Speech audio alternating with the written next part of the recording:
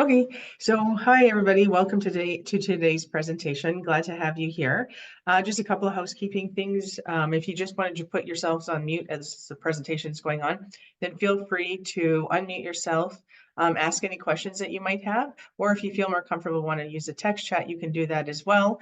And I'll watch that and I'll give those questions to Cassandra. So without any further ado, I'm just going to do an introduction and hand it over. So we were lucky, or we are lucky to have Cassandra here today. And I am going to say it is her birthday as well as Valentine's. So happy birthday to her.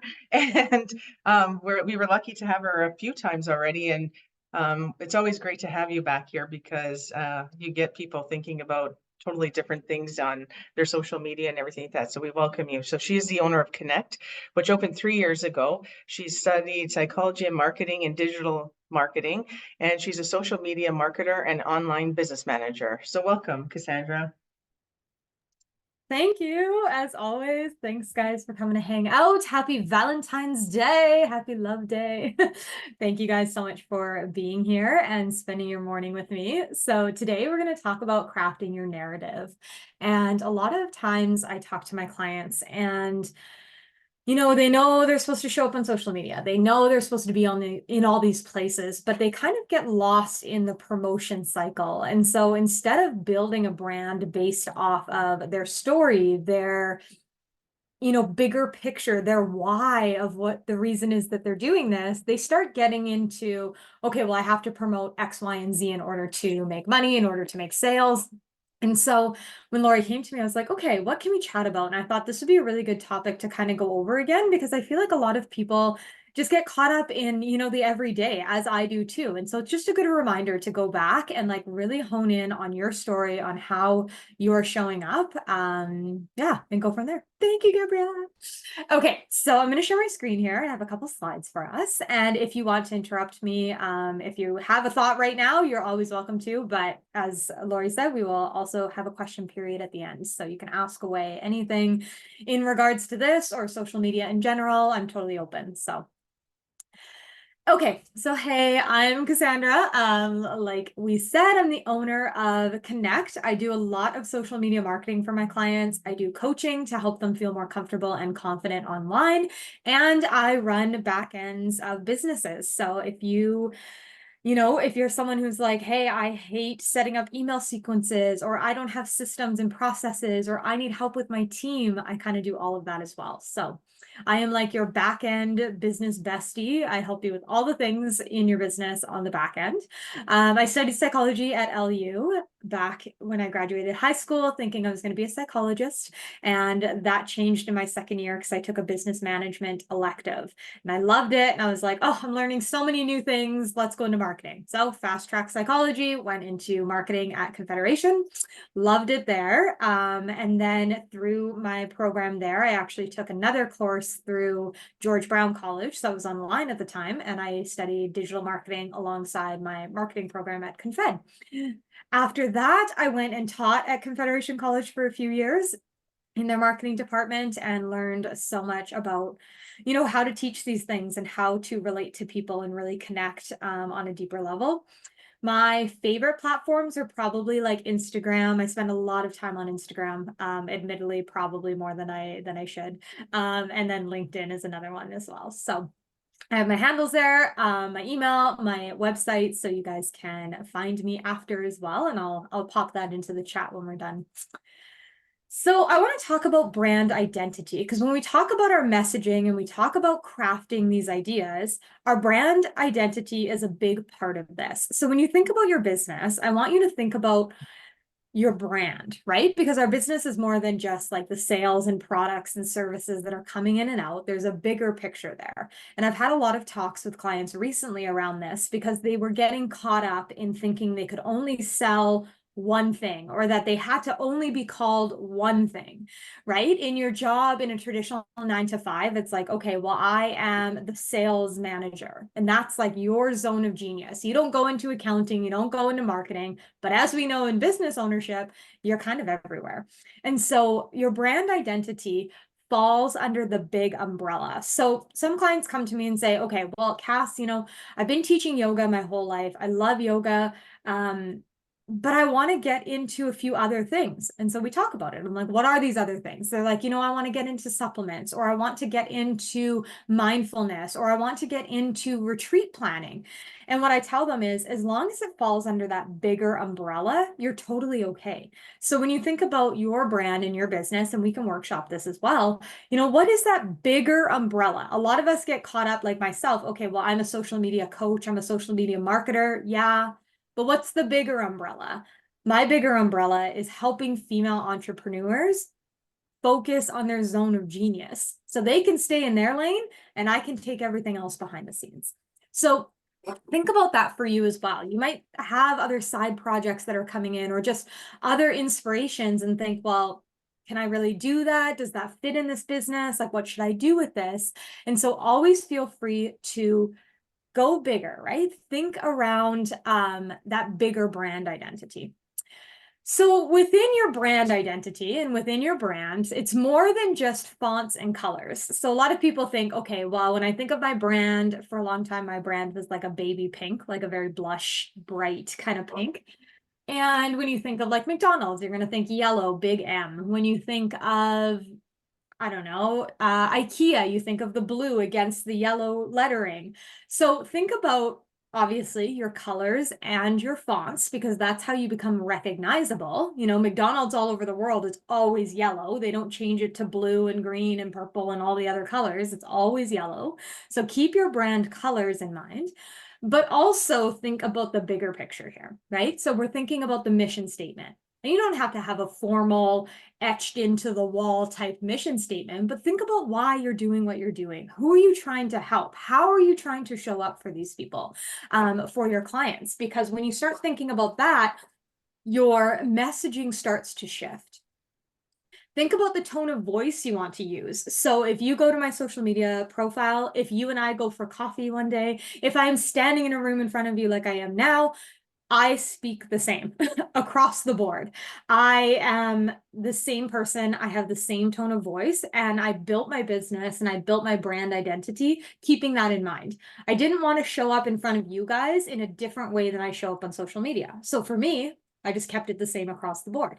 I have some clients who want to be more professional, quote unquote, on social media. And so, yes, they're more casual in person, but when they show up on their social media, they put on their little professional hat, and suddenly there's different words and different language that they use.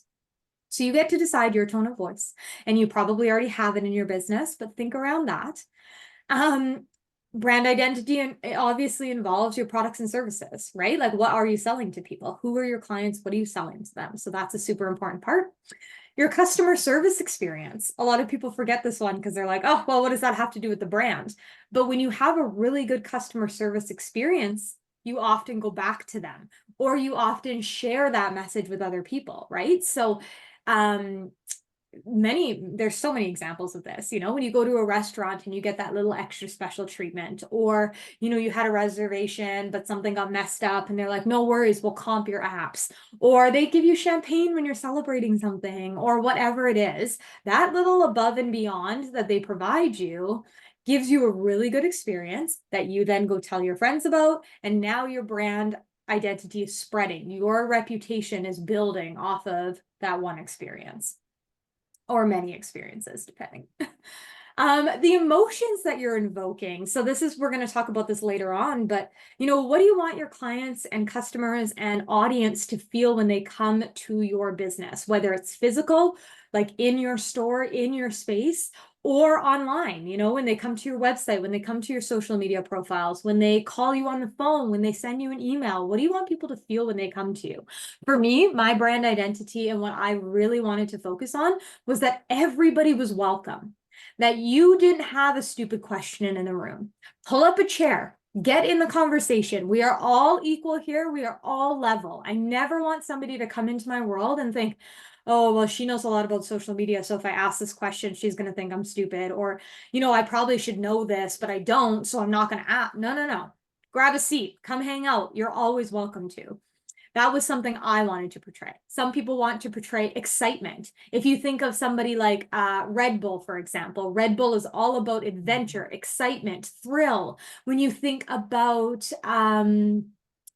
Pero, for example, they're about leadership, inclusivity, all of those things, empowerment. There's so many different examples, and I'm sure you can think of them as well. But think around your business. What do you want people to feel when they come to you? Your position in the market. So I always say competition is a good thing, and because of that, we're building connection. So connection is going to be huge in all of this, right? And so when we think about position in the market, I don't want you to think necessarily that, okay, well, I'm a social media coach and there's 800 million other social media coaches out there. No. What I want you to think about is, how are you showing up against all of these people? So how are you being different in comparison? And it may sound a little crazy, because you're going to say, well, there's like 800 other X, Y, and Z. Let's say for myself, there's probably like 8,000 social media coaches in where, like in Alberta or in Ontario or in wherever. But when we think about that, I don't want to compare myself in what they've achieved, but rather, how can I be different from them? How can I show up in a different way? How can my content be different? Obviously, there's going to be overlap, or human. There's only so many ideas in the world, but how can I just show up different? And for me showing up different was, grab a seat at the table. You're always welcome. And here I am talking in the same way that I would across the board all the time. Company culture. So if you have staff, if you have a team with you, whether they are your staff or they're independent contractors, how are you portraying your business, right? How do you want your business to look from the outside in, from somebody coming into your business, from somebody coming into your team? How do you want them to see you? How do you want them to be a part of your business? So all of these things are part of brand identity. A lot of people think logos, colors, fonts, but it's actually all encompassing of these things. Your mission statement, the way you make people feel, your tone of voice, the way you show up, all of these pieces. So something to think about as you're building out your brand identity. This shifts, this changes. I will be the first to admit, when I started my business 3 years ago, it would be almost unrecognizable compared to where it is now. Both visually, I had, like I said, that very like blush pink, but also in the way that I show up. A lot of people had said to me over the last year, like, Cass, like, you're on fire. Like, I see you. Like, I see this energy coming out of you. And so you get to decide what that looks like for you, but know that it can shift and change over the years. It doesn't have to be the way you started out. If you look at McDonald's, for example, if you think about way back, well, maybe not way back, but when I was young, they had McDonald's and Walmart, and it was on the right-hand side, and they had the big arches, and you could sit like on the hamburger, and they had all the animated characters, right? And so that was like my rendition of the early 2000s/1990s. That was like the McDonald's look. And they've changed that many times over, but the brand still remains the same. So something to think about. Okay, so uncovering your unique story. So everybody in this room, everybody in the world has a unique story. My partner likes to say, you're unique, just like everybody else. And I laugh because yes, there's elements to us that are, just like everybody else. We've all got the story, but there are pieces to us that are very different from other people in the industry, in your world, in your life. And so when we think about building out our story, all of these stepping stones are a piece of this story. So when did you start your business? How did you start your business? Why did you start your business? Was there any evolutions in your business? How did you feel when you started versus how you are now? Your clients, like, there's so many different pieces to this. And so all of these are very important pieces to your story, because the one thing the competition doesn't have is you and your energy and the way that you show up. So as much as my competition, maybe they have more clients, maybe they have a bigger marketing budget, maybe they have more capital, I don't know. But what they don't have is my silly, fun, energetic voice, or my energy behind me, or my story. And so that is what will really set you apart from the competition. As much as we want to have like the next leading thing, this is it. Your story is what makes you different. So when we think about storytelling, let's go back to like I don't know, probably grade 4 English, you know, when you learned how to start writing like short stories. There's always like a conflict resolution piece in this. And so when you're creating stories on social media, the same thing follows. We're going to talk, I think, a little bit more around how to lay that out, but it doesn't have to be complicated. But essentially what you're doing is you're bringing in something, and it could be a client, it could be a case study, it could be your own like experience with something. You're bringing in something where you had a conflict, and you don't have to bring in like the pain point marketing. I don't love pain point marketing because it's very, you know, it focuses in on the negative. I am like the positive person. You know, we are in a car accident. And I'm like, it's okay. It could have been worse. And everyone's like, are you joking me? But I'm like, it's fine. You know, pain point marketing gets to that negative piece of you, right? And it pulls out all those like nasty like versions. What I want you guys to focus in on is potential marketing. What is the potential of your clients when they work with you? So when we think of conflict resolution, it's not necessarily that like your life sucks, and if you don't buy my services or products, you're never going to achieve X, Y, and Z. Like, no, that's kind of icky energy. What I want you to think about is, you know, how my product and service can help you get to the next version of yourself. So for me, by being my business bestie, by us being business besties, you can now focus in on your zone of genius and get more clients that are aligned with your bigger picture, and you get paid more. You can do more things with that, all of these pieces, right? You can support your family in a higher capacity. So instead of talking about how they don't have enough time to do anything, I'm talking about it's the same conversation, right? If you don't have enough time, you can't make more money. But instead I'm flipping it around and saying, if you want to help your clients in a better way, here's how you do that. So instead of being like, you have no time, I'm like, here's how you can get more time.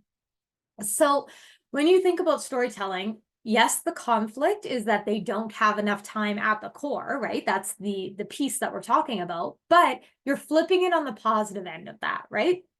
Not you don't have enough time, but rather how can you get more time back in your business? Think about character development, right? Especially if you've been with clients for long times, or you've had your business for a little while, you can see your character develop, right? If you've had your business for a year, you can see from the day you started and you had all the imposter syndrome and you were like, what the heck am I doing? All the way to this year where you're like, hey, I'm filing my taxes and this was my year end and I'm proud of how far I've come. All of that is the character development, right? You're showing little pieces of that in there. And then the brand story with emotions rather than just step by step. Sometimes we get caught up in like, okay, I did this, then this happened, this was the result, and we're done.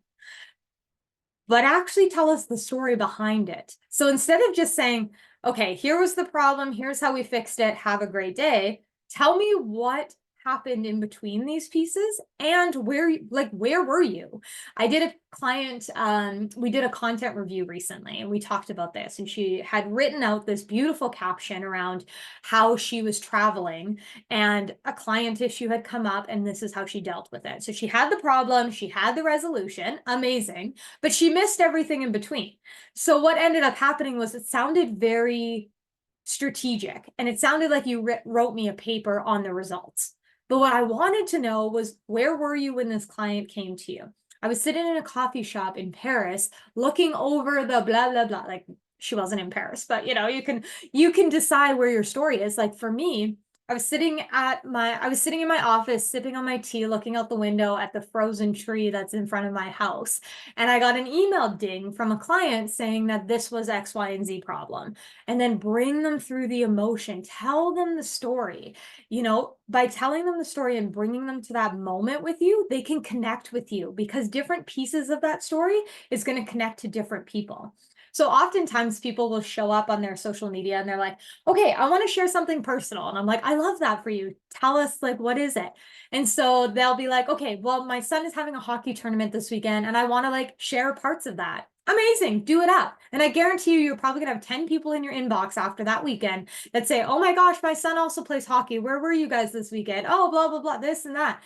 And the reason why that happens is because you're creating connection past just the sale, right? So when they think about your brand, when they think about you afterwards, they're going to have a reason to connect with you. They're going to be like, oh yeah, Cass's son plays hockey. My son plays hockey. Now I know what she does because I've made it my business to know. And now all of a sudden we have this deeper connection rather than just this surface level piece. Okay, let me take a sip here. Okay, so compelling narratives. So we have emotion, relatability, and growth. So within this, emotions are one of them, right? We talked about this. You want people to feel something. Now, I'm not saying you have to make everybody cry or laugh or whatever every single time you make a post. That can be very exhausting. Every time you send out an email, you don't need to make people cry. But when you're thinking about it and you're writing content and you're writing those emails or whatever it is, think about the emotion behind it. How do you want people to feel? So good, bad, sad, happy, excited, thinking about the potential, inspired, empowered, like however you want them to feel, you get to decide. If you think about, so the Super Bowl just happened. So I'm thinking like years past, there was a Super Bowl commercial that had come out and they were, I think it was like a Ford commercial or might have been, I don't know what brand it was, but it was a truck commercial. And they had this dog. And the dog was like the commercial, right? Like, yes, the truck was there, but the dog was the reason why everybody was watching this commercial. And by the end of it, people were like crying and they were like, what is going on? Why am I crying over a 30-second commercial at the Super Bowl over this truck? Like, it's supposed to be about the truck. And people were just crying. And guess what? All of a sudden, that video went viral because it evoked emotion. In the same way that excitement evokes emotion. So people get excited about something. They're like, heck yes, send it out to everybody. So when you think about emotions, I'm not saying go make everybody cry all the time, but those are a part of it, right? Showing those pieces are super important to get people to feel something so that they want to keep sharing. It comes in the words that you use, in the music that you use, in the video content or the photos that you use. So if you think about, any happy or sad commercial, like back in the day when there was like commercials all over TV all the time, when we watched TV really consistently, think about those commercials that came up that made you feel something, right? There was a reason why they were doing that. Relatability. So people want to see themselves in your brand, in your business, in your product, in your service. They want to see like their version of themselves inside of what you're producing. So when I create my content, when I build out my content plans, what I'm showing up to be, I want people to feel connected to my why. I want people to feel connected to me. I want people to feel like they could sit in my office with me and we could have a chat and have fun and laugh and be silly and just enjoy each other's company and still create results for their business. So when we think about our website, our social media bios at the top of Instagram or Facebook or LinkedIn or wherever you are, when you think about those pieces, you want people to see themselves inside of you. So when I say that, I mean, call your target audience out. So on my Instagram bio, I don't know what it says right in this moment. I have updated it a few times to reflect these things, but for some of so mine says, we talk about business bestie. I want to be your business bestie. That's like a program that I'm running. But I talk about how you're a 6-figure entrepreneur, or you are, for a long time, I was talking to brand new businesses. So I was like, are you just starting your business? Here's X, Y, and Z on how I can help you. I had a client come in and say, okay, I want to talk to females in the who love art. I'm like, great, talk to them, say those words, helping females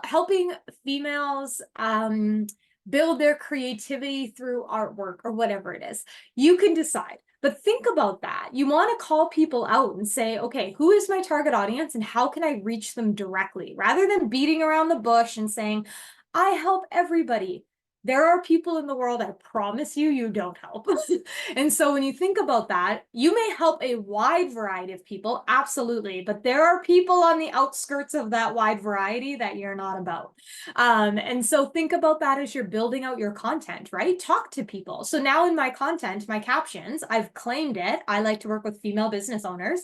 So now my captions are like, hey gals, guess what? Blah, blah, blah. Hey ladies, blah, blah, blah. because I'm calling you out, right? I'm connecting you to my brand. How are you showing up? This is huge, right? A lot of us are shied away from video. We don't like photo. We're like, get away from me, all of the things, right? And it doesn't have to be that you show up in the way that I do. I'm very active on social media. Like I said, I spend probably way too much time there. But how are you showing up in, client calls? How are you showing up in the community? How are you showing up in your email responses? How are you showing up when things get difficult? When somebody sends a negative review, or when somebody sends something that, an email that isn't quite, you're like, whoa, where did this come from? How are you showing up? Are you yelling back at them and saying, hey, you suck. You should have done this, this, and this. Don't talk to me anymore. Block, delete, remove. Or are you showing up in a way that reflects back to your brand and how you want to be, right? Listen to your audience. They are the experts in what they want, right? They know what they want. You could create an entire product. You could spend millions of dollars on a product. You could spend hundreds of hours on a service, and your audience are crickets, and they never purchase it because you never asked if they needed it.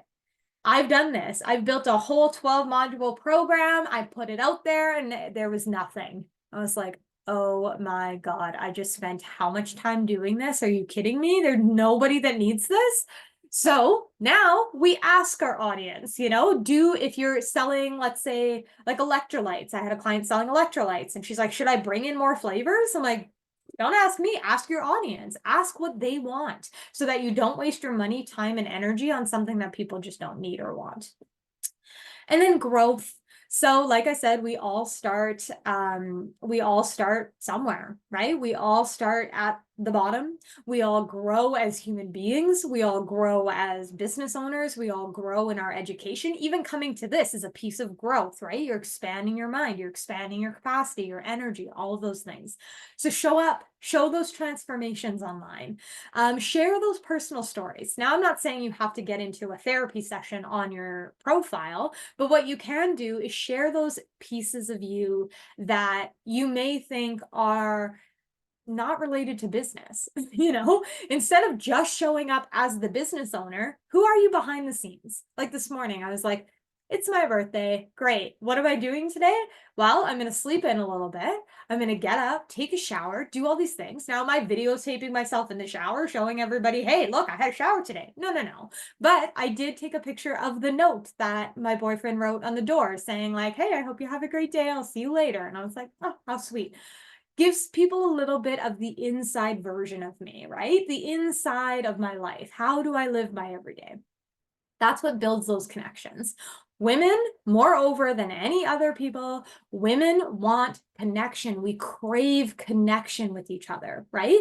When we're talking about marketing to men, a lot of it is around the ego. They want to boost the ego. When we think about know, like, trust, we've probably all heard that in some capacity, right? Social media is around so people can get to know you, so they can trust you, so they can like you.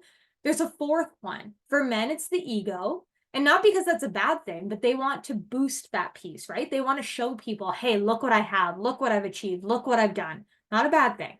Women, it's connection. They crave the connection to people. They want to be connected to something and someone. Okay, so social media. Let's get into social media a little bit. So how can you do this on social media, right? We're all here to be like, okay, well, social media is overwhelming and it scares me. And okay, so how do I do all these things there?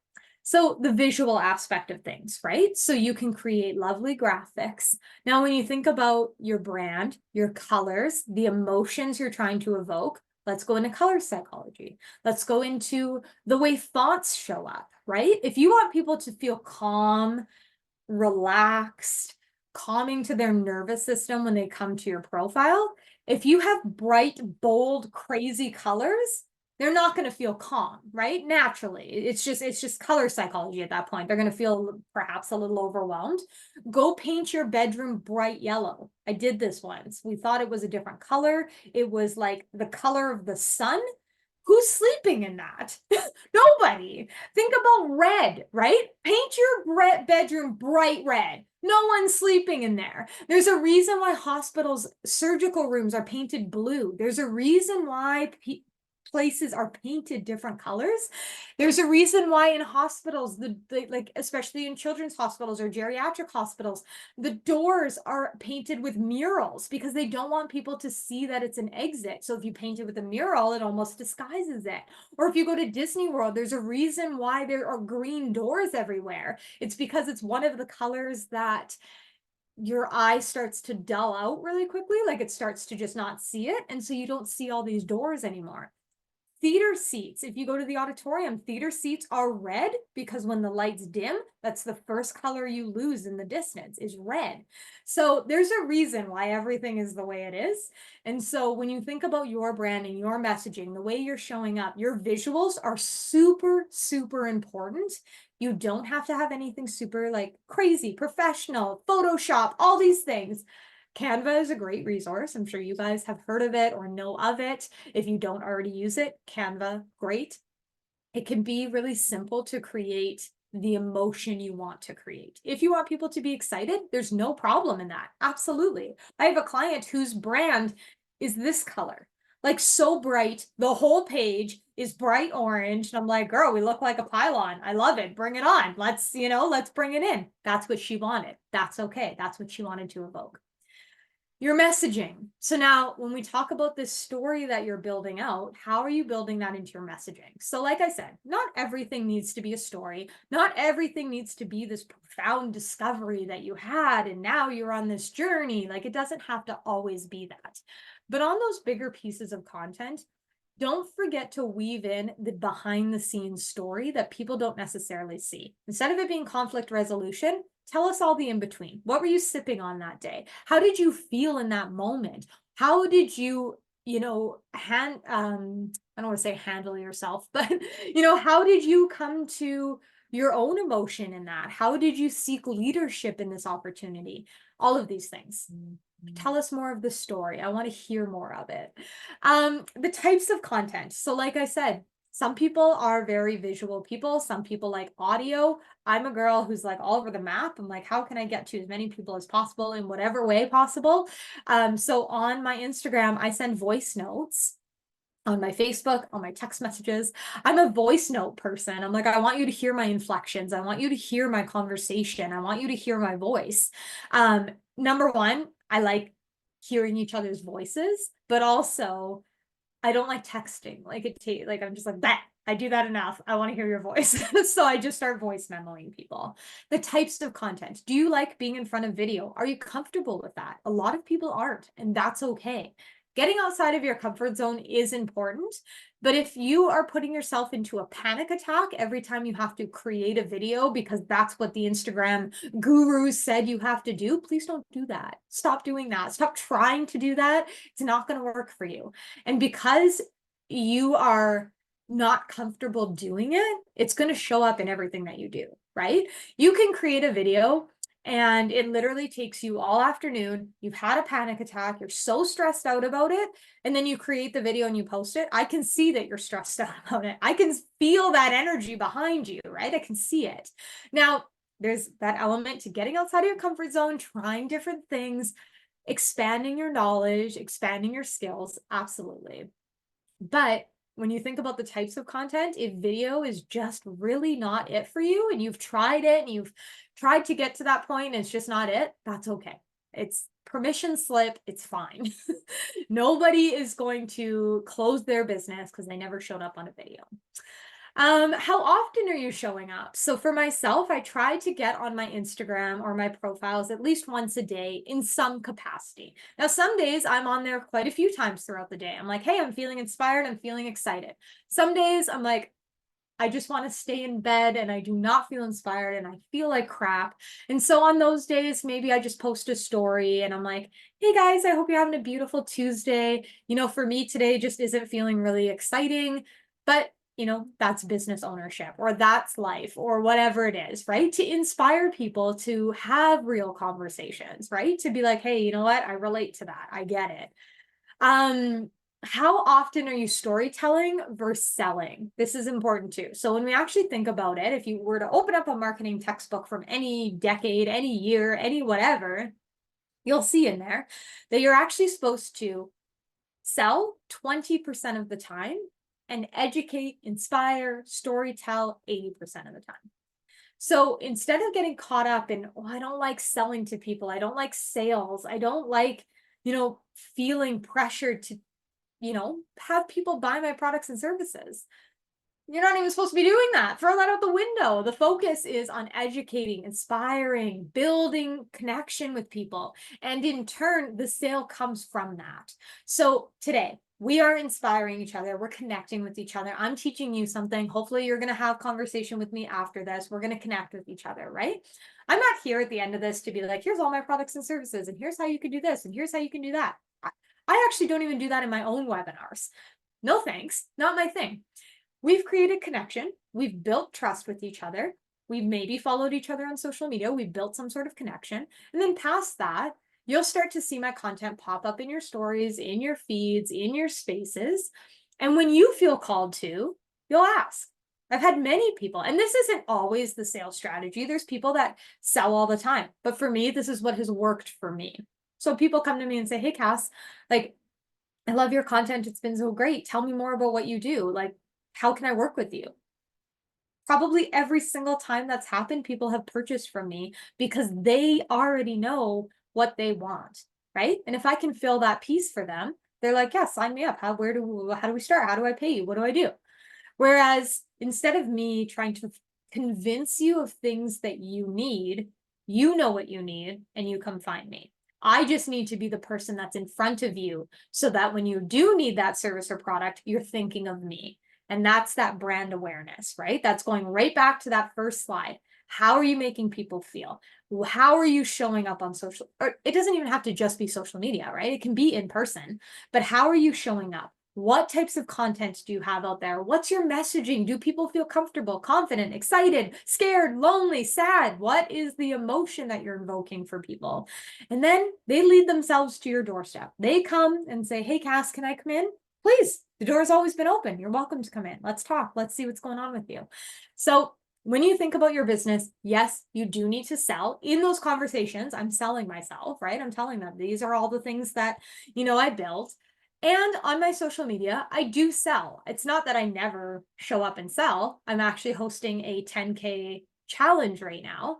And so that was something that I was like, okay, for 2 weeks, I'm going to sell this. I'm going to post about it. I'm going to share about it. It was something that I was like, okay, there's a campaign here and I'm going to sell.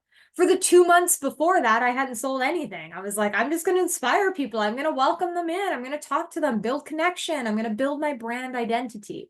And then for those 2 weeks when I sell this product and service, I had 12 people join. When I did this in December, I had a service that I had discounted for the month of December. And I was like, come on in. 22 people signed up for that. I was like, that's not what I was expecting. But because I don't sell constantly all the time, my audience doesn't get exhausted by that, right? They feel inspired, they feel excited, they feel lit up by my content. So then when I do sell, they're like, yeah, get me in the door. Let's do this thing. So it's important to tell people what you do. People need to know what you're doing, what you're selling, how you're showing up, but don't inundate them with sales, right? We don't want to walk into like a car, when you used to walk into a car dealership and they would just like pounce on you and you're like, I need to get out of here. I feel like I can't breathe. Don't be that person, right? Nobody wants to be that person. So take a step back, educate your audience, inspire your audience, show up for them, sell on the back end, have a call to action every once in a while that goes to something that you're selling, or share a piece of content that is sales related, but have the majority of your content be education, be inspiration, be more than just the sale, because people build trust that way with you. Okay, so then the last part of this was what my brand looked like before that, like pinky white kind of vibe. Building connections on social media. So we need to show up on social media. It's one of those things where at this point, and in this day and age, social media is super important for building brand awareness, right? I have spent many, many dollars on websites. I have spent many dollars on rebranding. I have spent a lot of dollars on mentorship and all these pieces. And what has been really successful for me time over time is the social media aspect. Now that's because it comes easy to me. It comes natural. I spend a lot of time there. For a lot of people, you're like, social media is overwhelming. And I get that. And so you get to decide how you want to spend your time on social media. You don't have to spend 47 hours a day on social media. And in fact, I don't actually recommend that. I recommend you show up in a way that feels good for you, because if it doesn't feel good and if you start to resent it, that's it. There's no coming back from that, right? Like it's like a relationship that you start to just like, oh, this is annoying me. And it builds and builds and builds and festers. You have a big blow up when it could have just been like, okay, this is bugging me. Let me change my habit right now. So be social on social media. When you do choose to show up on social media, comment on people's content, answer comments that have shown up on your content, go into your messages and connect with people. It doesn't have to be for a sales purpose, but I send messages to my followers all the time. I'm like, hey, I hope you're having a great day. Just thinking of you. Or, hey, I love you. Have a great day. Or, hey, I saw your post about X, Y, and Z. I thought it was great. I love how you're showing up. I send love notes to my followers every day. Different people. I'm not inundating the same person and stalking them, but I send messages every day. I'm like, this feels good for me. I like to do this. Not everybody does, but be social on social media, send messages, comment on things, receive comments, answer those comments, create conversation, show up in your stories. If you like to do video like myself, I'll pop up in my stories every once in a while and say, hey guys, I hope you're having a beautiful Wednesday. I just wanted to remind you, X, Y, and Z is how you show up better in social media. Have a great day. See you tomorrow. Blah, blah, blah. People relate to people. Remember that. So you can have a faceless brand if you want to. There are many successful brands out there that don't have a core character as their face, but also remember that people relate to people. And so when I talk to my clients, they're like, yeah, so I posted a photo of myself a couple days ago and it's like the most likes I've ever gotten. It's the most engagement I've ever gotten. Like, why do people care about my face so much? And I'm like, because they connect with you, right? They want to see you as the forefront of the brand. So do you need to be all over your Instagram or Facebook or LinkedIn or Twitter? No, but know that the more you show up as you, people will connect with you deeper. Engage your audience by asking questions. This is actually one of my favorite things to do because I like to create the conversation. So I will, in a caption, I'll ask people for their opinion on X, Y, and Z. I will ask them different things like, how have you shown up on social media this week? What do you find difficult about X, Y, and Z? How have you tackled this? Have you ever had to navigate this situation? What do you like to do in X, Y, and Z? There's tons of different questions you can ask your audience. And the way that I do it is I'll pop it in the caption or I'll pop it in a story and ask people that way. But I like to know what my audience is thinking, feeling, engaging with. And by creating a conversation in my captions, people then comment on that, and then my engagement rate goes up, and then Instagram is happy and gives me more followers and more time on the platform, and all of it kind of cycles through, right? As much as I want to know, there's a rhyme and reason behind it too. So and then getting to know your audience. This is really important because at the end of the day, your audience are the people that are warm leads for you. They're coming into your world. There's a reason why they followed you, right? What do they want to know? What do they want to be around? What kind of content do they want to consume? I asked my audience when I was rebranding, what brand colors, like I put them both up when I was trying to decide. I was like, what brand colors feel more soothing and welcoming to you? They decided. And I was like, perfect, done, handled. You know, when I go to do a webinar for my own business, I'm like, what do you guys want to see? What right now are you hung up on? And I give them a few topic ideas. And then whatever they decide, boom, 2 weeks later, 1 week later, 1 second later, I'm like, here it is. Here you go. Here's what you wanted. So ask your audience, get to know them, build those connections, build that rapport with them. Okay. That's all I have for you ladies today. I would love to answer any questions, thoughts. How are you feeling? I'm totally open to it all. So I'll drop my social links here as well, but the floor is yours.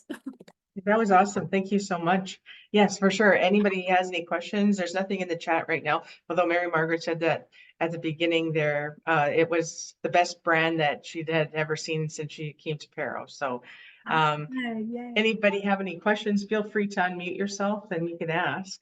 Yeah. I have a question, actually. Yeah. Can you hear me? Yes. Yeah, we can hear you. Okay.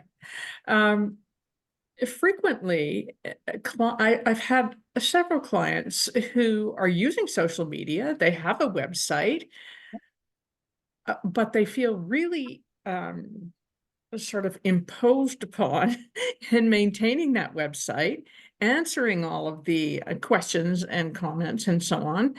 And they don't really prioritize that, or they find it difficult to Yeah. prioritize that. And so it sort of comes last in their, daily list of to-dos. Yes. And I'm just wondering, are there things we can say to those kinds of clients to encourage them? Yeah. I think what it comes down to is like we all have priorities in our business, right? And we all have things that we really enjoy doing. Oftentimes those go to the top of the list, right? So for me, the bookkeeping is like the last thing. I'm like catching up from last year. I'm like, oh my God, these Stripe notifications. I was doing it last night and I was like almost in tears because I was like, nothing matches. I don't know what's going on.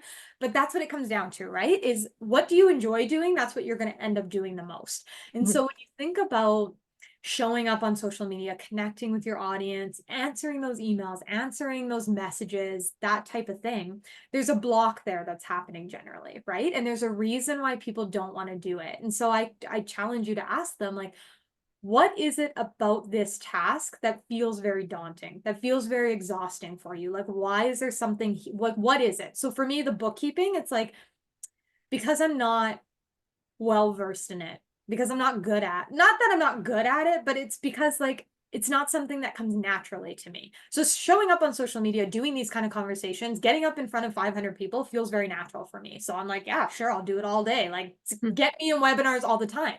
But showing up in my bookkeeping, I'm like, oh, there's like this hesitation, right? And there's this block around it. So I would ask them, where do you feel the block is coming up for you? What inside of your body do you feel? A lot of people will feel that anxiety.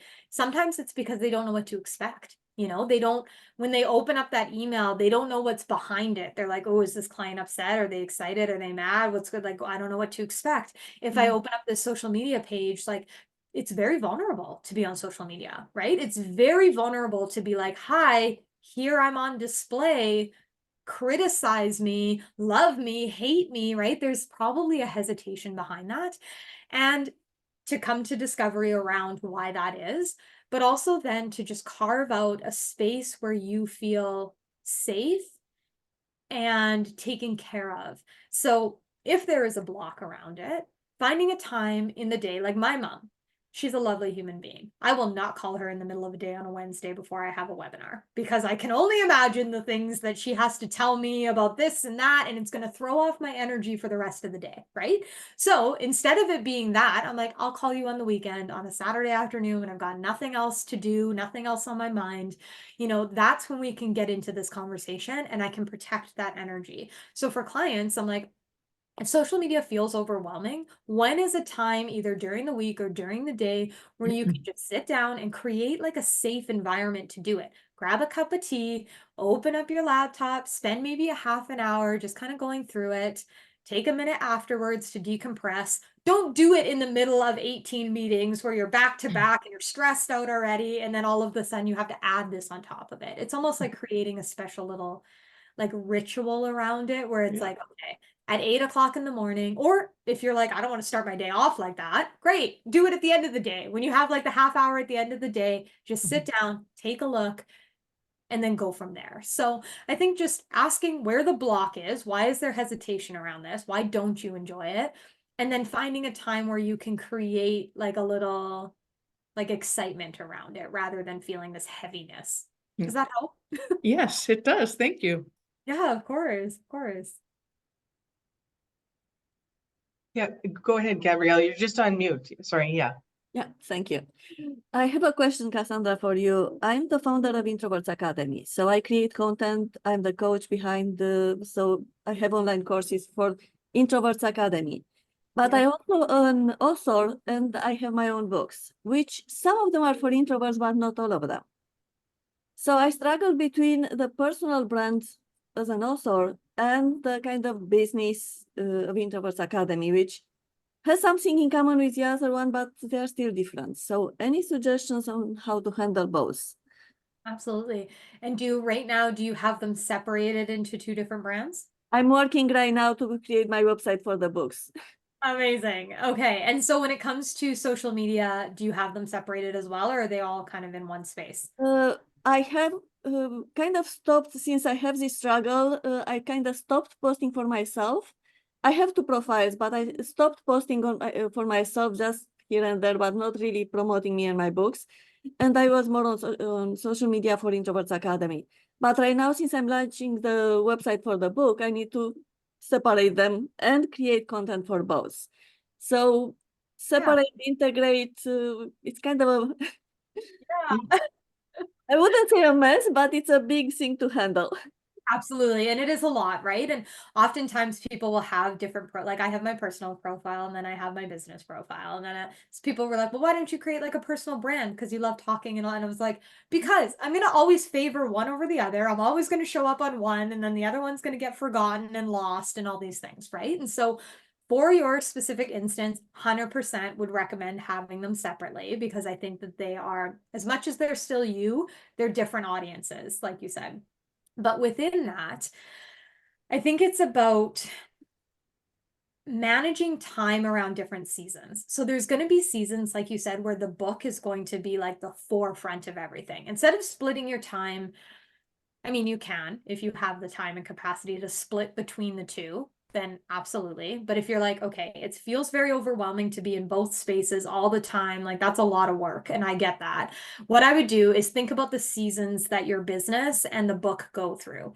So maybe right now it's like launch season, right? So you're getting the website updated, you're getting all these pieces in order so that you can like relaunch or launch this book and have like a series where this is what's going on. Or maybe on the flip side, the courses, programs, stuff like that, maybe you're in a sales period where you're like, okay, I am going to focus in on this because I'm going to sell this program for the next 2 weeks or the next month or something like that.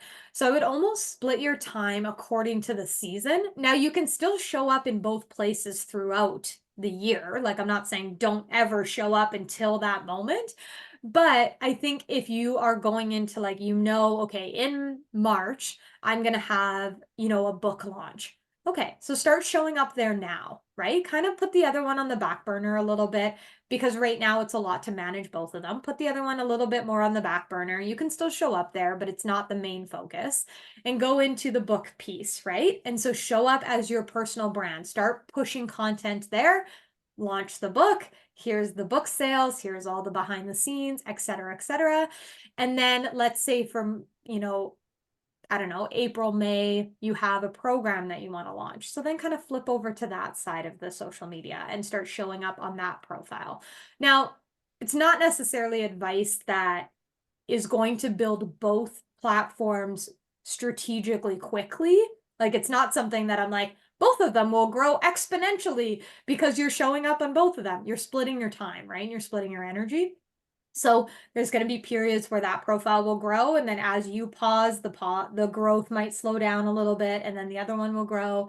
Then they'll kind of switch between them. If you can hire somebody to do one or the other so that you can focus in on the one that you really love to show up on, that's always a great idea. But I also understand that's not always an option. So I think instead of burning the candle at both ends and burning yourself out and not enjoying it at all, I would focus in on seasons. When makes sense to be on each of the platforms, and then you can kind of play around with that. But I do think that they should be separate. So yeah.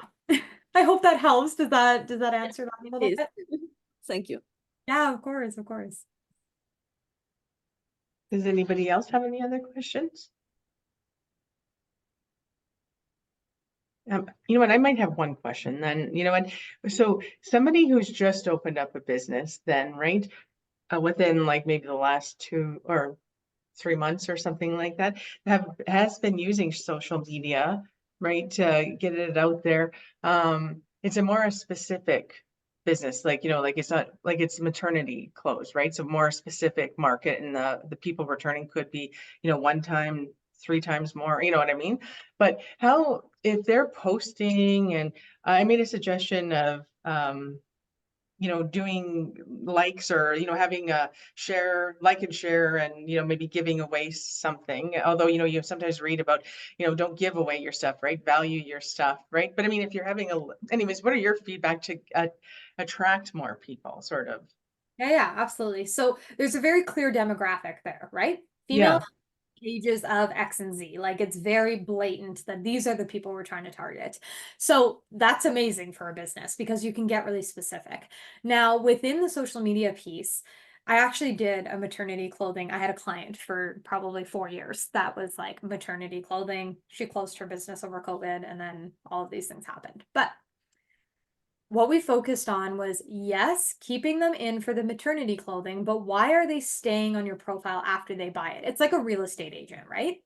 Or any of these services that or products that once you purchase them, why do you need to continue to follow? And that's the question that you have to ask. So when it comes to the maternity situation, once they have the baby, why are they continuing to follow your profile? And that's where you give the tips, the tricks, the inspiration around motherhood as a whole. The bigger brand here is motherhood. It's not the clothes. The clothes is an entity of motherhood. And obviously you can use better language besides motherhood if you don't want to, but the clothes are an entity of motherhood. So inside of that, yes, you have the clothes is what you're selling, but there's all these other pieces of motherhood that you get to play with. So having a business, yeah, it's no problem. I'm so glad you were here. Having different, because then if she wanted to open up a baby line, or if she wanted to open up, I don't know, literally a cafe that has to do with mothers and daughters or mothers and kids. You could do so many different things, but the branch is motherhood. So what I would do with her is I would promote the products, obviously, but also promote or share different tips and tricks outside of just that moment, right? So Yeah. sharing tips on, you know, breastfeeding for the first time, or sharing content around how motherhood is hard sometimes. How, you know, some days it just the kids are mental and you're like, I don't know what to do and I'm stressed. Like sharing all those pieces, because that's what's going to continue people to follow you longer. And when they do have a second baby, or they do have a third baby, or they have a friend who's having a baby, or they're having a bridal or a baby shower, or this or that, all of a sudden your brand becomes top of mind because you've built something past just the sale. When it comes to giveaways, I don't suggest giveaways for most of the time, because what you do is you fill your followers with people that don't matter. Yeah. Not Yeah. because they matter like as people, but because you're filling your following with people that are never going to buy from you, or they're not your they're not your target audience. So all of a sudden you're like, hey, I just started and I only have 100 followers, but I did a giveaway and now I have 500 followers. And then after the giveaway, you have 300 followers. And then those people don't engage and your engagement rate drops and your content all of a sudden plummets and your profile plummets. And you're like, what happened? And I'm like, well, if you look at probably 150 of those people that just followed you, I guarantee you they are not of your demographic. They are not your target audience.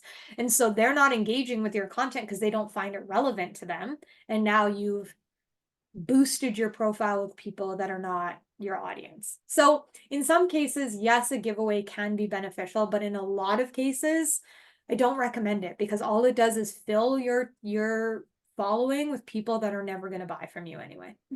I know that's Okay. it's something to think about. Yeah, no, for sure. No, yeah, exactly. Never thought of it that way. Yeah, for sure. Thank you. Yeah, I often recommend. I had a client who was an esthetician, and instead of doing that, I was like, how about we do a giveaway to honor your customers? So anybody's bought within the last month, or anybody who's booked a service within the last month, they get entered into a giveaway. So it boosts the people in your door rather than boosting people you don't know. Okay. So it could Yeah. be that, right? Whereas if they purchase something on the website, they get a special discount code, or if they purchase something, they get entered in to win X, Y, and Z, or like a Mother's Day gift, like a Mother's Day gift package, right? But instead of rewarding people who are not going to buy from you, reward the people that are going to buy from you or Right. buying from you. Oh, yeah. Oh, I like that. Yeah, for sure. Okay. Thanks. Yeah, of course, something to think about. For sure. Anybody else have any other questions? No? Everyone's quiet. Okay. Well, No questions. Cassandra, I just wanna say happy birthday. I love your Valentine's fingernails. They're so cute. And that was really, really informative. That was very, very good. Makes us think about a lot of things that we don't usually think about, right? So thank you for that, Cassandra. That was very interesting. Oh, Yeah. thank you. Yeah, that's my goal, is to just like think outside the box, think about the bigger picture, right? Like we can talk all day about Instagram strategy, but at the end of the day, like if you're not happy in your business and you're not thinking about the bigger picture of it, you can spend all day on Instagram and still not have a successful business. So I think you've got to be in the right headspace and you've got to think about the bigger picture, and then all of the other strategies can come into place. So Exactly. The why, the bigger picture. That, yeah, it's so well said. Well done. I enjoyed that. Tons of info. yes. Thank you so much. We really appreciate it. And I think two things. Yes, we want you back. And the other thing is we should make it an annual celebrate your birthday with you every year and do a webinar.